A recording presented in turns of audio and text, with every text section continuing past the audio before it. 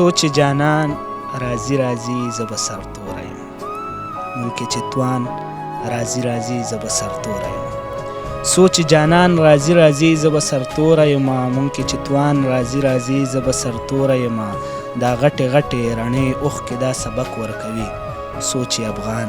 راځي راځي زه به سرتوره یم شروع کوم په نامه د هغه المقیت یعنی طاقت وربهونکي جل جلاله په نوم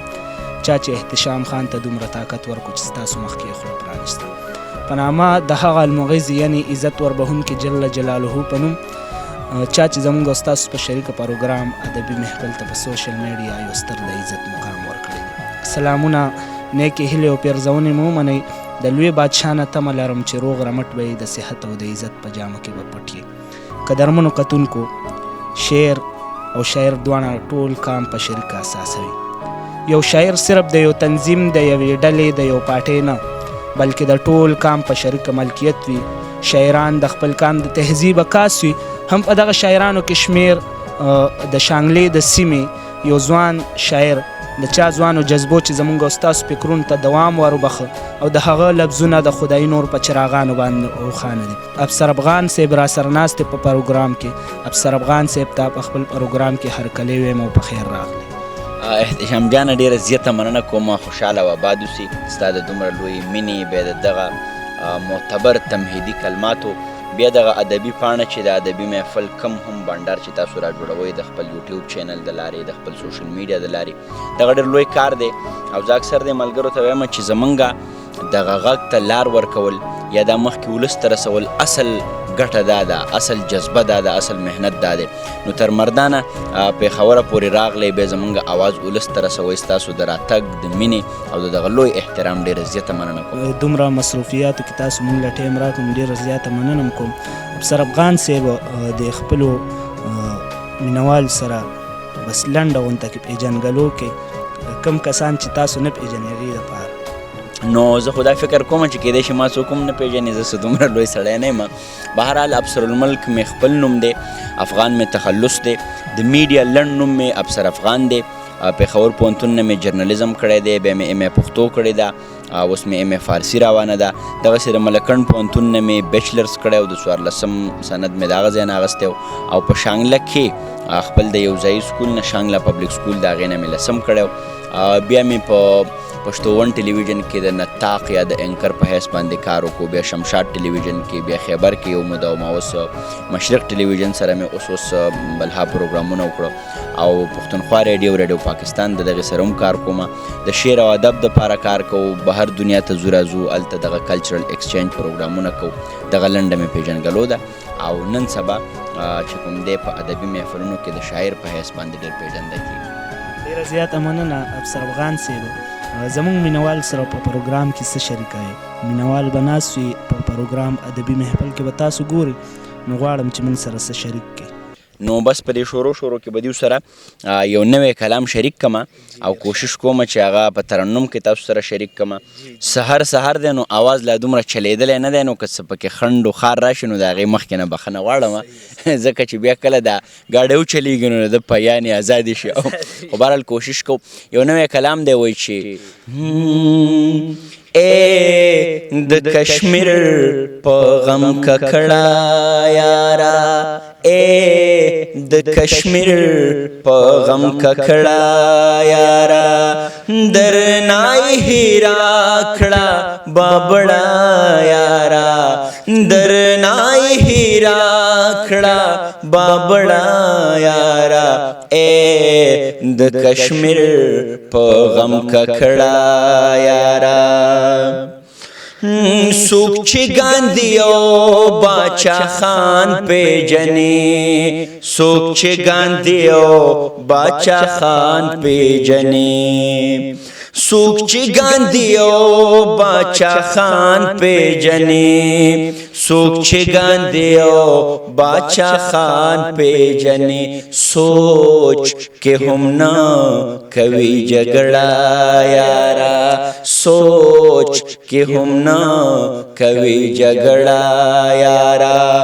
درنای هیرا کړه بابړه یارا اے د کشمیر په غم ککړه یارا بیا پکې شعر دی چې ستا تشکاتو او په مخه لاړې ستا تشکاتو او په مخه لاړې ستا تشکاتو او په مخه لاړې ستا تشکاتو او په مخه لاړې ما لدیورانا کړه جونګړه یارا ما لدیورانا کړه جونګړه یارا درنای هیرا کړه بابړه یارا اے د کشمیر په غم ککړه یارا زمونږ یو دو ملګري دي ډاکټر خادم حسین صاحب او خان زمان کاکړ صاحب ډېر تکړه پښتانه دي نیشنلیست دي نو دا یو شعر پکې هغو ته ډالی دی چې د دې ریاست بیانې لا وکړم د دې ریاست بیانې لا وکړم د دې ریاست بیانې لا وکړم د دې ریاست بیانې لا وکړم لاس راکوا خادم کاکړه یارا لاس راکوا خادم کاکړه یارا درنای هیرا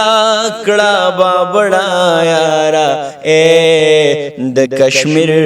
په غم ککړه یارا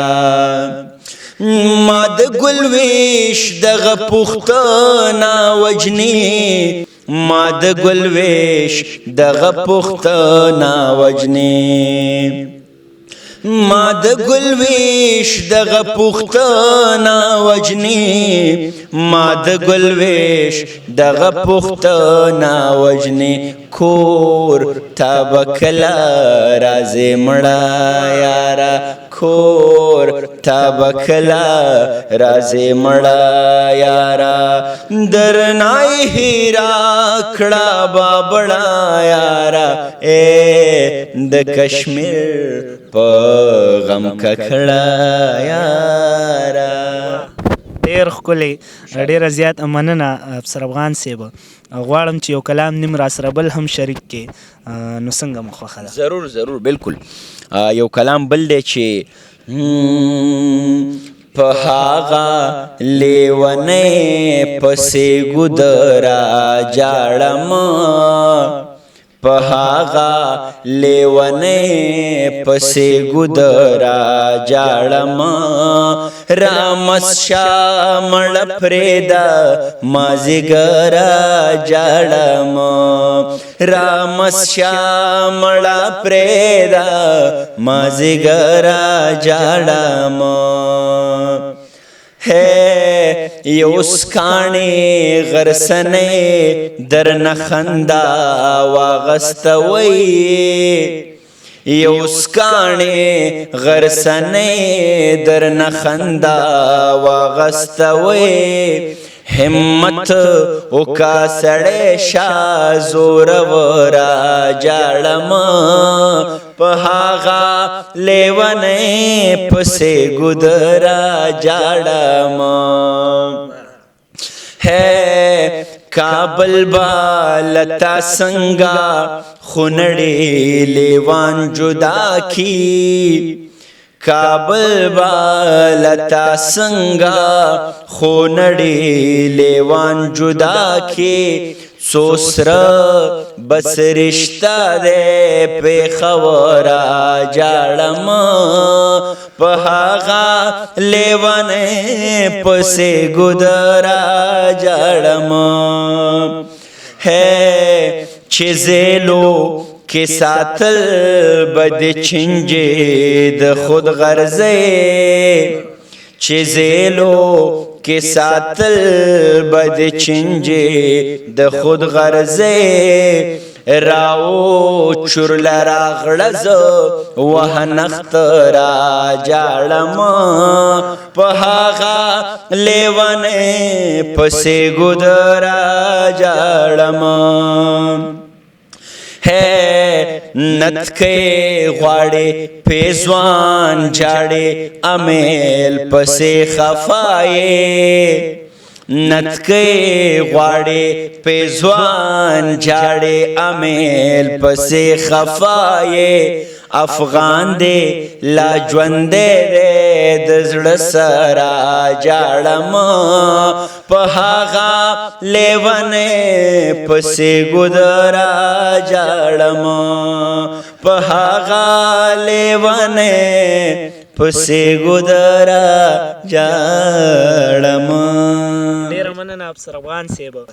تاسو هم ډېره زیاته مننه کومه چې راغلی او دغومره موږ ته مینه راوبخله. یو کلام هم دغسې در شریکومه